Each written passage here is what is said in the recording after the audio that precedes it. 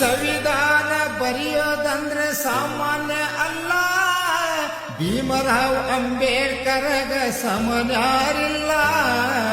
ಕಷ್ಟಪಟ್ಟು ಬರೆದಾನು ಭೀಮ ಭಾರತೀಯ ಸಂವಿಧಾನವನ್ನ, ಕಷ್ಟಪಟ್ಟು ಬರೆದಾನು ಭೀಮ ಭಾರತೀಯ ಸಂವಿಧಾನವನ್ನ.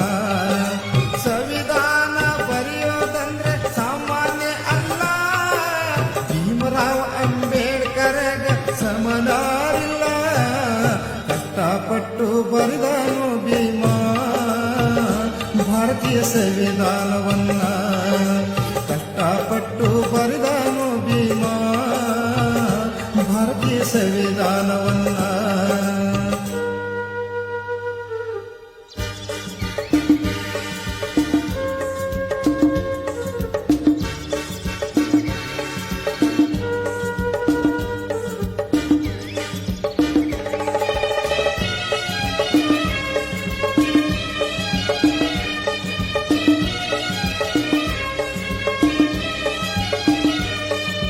ಸಂವಿಧಾನ ರಚನೆ ಸಮಿತಿಗೆ 7 ಜನರನ್ನು ಆಯ್ಕೆ ಮಾಡಿದ್ದರು. ಕರಡು ಸಮಿತಿ ಅಧ್ಯಕ್ಷರು ನಮ್ಮ ಭೀಮರಾವ್ ಅಂಬೇಡ್ಕರರಾಗಿದ್ದರು. ಆಯ್ಕೆ ಮಾಡಿದ ಎಲ್ಲ ಸದಸ್ಯರು ಸುಳ್ಳು ನೆಪ ಹೇಳಿ ದೂರ ಸರಿದರು. ಭೀಮರಾವ್ ಸಂವಿಧಾನ ಬರೆದರು, ಸುಳ್ಳು ನೆಪ ಹೇಳಿ ದೂರ ಸರಿದರು. ಭೀಮರಾವ್ ಸಂವಿಧಾನ ಬರೆದರು. ಸಂವಿಧಾನ ಬರೆಯೋದಂದ್ರೆ ಸಾಮಾನ್ಯ ಅಲ್ಲ, ಭೀಮರಾವ್ ಅಂಬೇಡ್ಕರ್ಗ ಸಮನ್ಯಾರಿಲ್ಲ. ಕಷ್ಟಪಟ್ಟು ಬರೆದಾನು ಭೀಮ ಭಾರತೀಯ ಸಂವಿಧಾನವನ್ನ, ಕಷ್ಟಪಟ್ಟು ಬರೆದಾನು ಭೀಮ ಭಾರತೀಯ ಸಂವಿಧಾನವನ್ನ.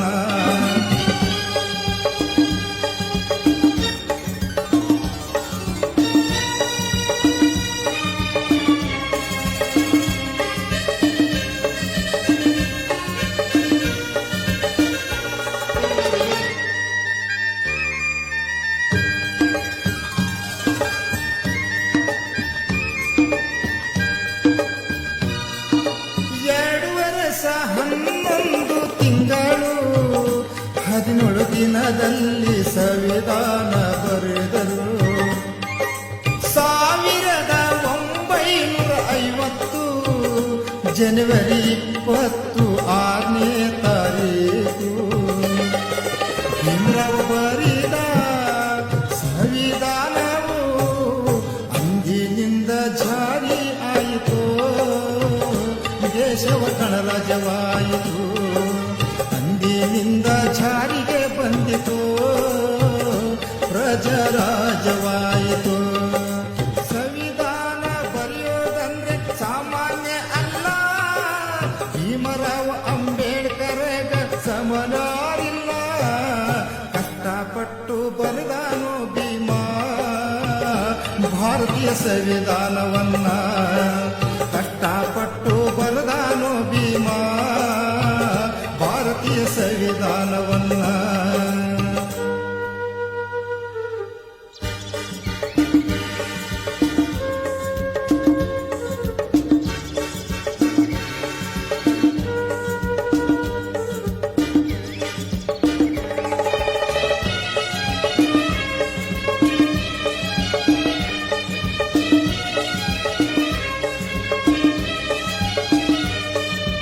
ಅಜ್ಞಾನ ಎಂಬ ಕಲ್ಲನ್ನು ಕೆತ್ತಿದ ಭೀಮರಾವ ಹಗಲಿರಳು ಶ್ರಮ ವಹಿಸಿ ಸಮಬಾಳು ಸಮಾನತೆಯ ಬಯಸಿ ಸಂವಿಧಾನ ಬರಿದಾನು ಜೀವ ಕಡೆಗಣಿಸಿ ಕೊಟ್ರೇಶ ಕಂದ ಬರದ ಈ ಕವನ ನಾಗರಾಜ ಹಾಡಿ ಹೇಳ್ಯಾನೋ ಪೂರ್ಣ ತಪ್ಪು ಇದ್ದರ ಕ್ಷಮಿಸಿರಿ ನಾಗರಾಜ ಹಾಡಿ ಹೇಳ್ಯಾನೋ ಪೂರ್ಣ ತಪ್ಪು ಇದ್ದರ ಕ್ಷಮಿಸಿರಿ ಸಂವಿಧಾನ ಬರೆಯೋದಂದ್ರೆ ಸಾಮಾನ್ಯ ಅಲ್ಲ ಭೀಮರಾವ್ ಅಂಬೇಡ್ಕರ್ಗ ಸಮನಾರಿಲ್ಲ ಕಷ್ಟಪಟ್ಟು ಬರದಾನೋ ಭೀಮಾ ಭಾರತೀಯ ಸಂವಿಧಾನವನ್ನ ಕಷ್ಟಪಟ್ಟು ಬರದಾನೋ ಭೀಮಾ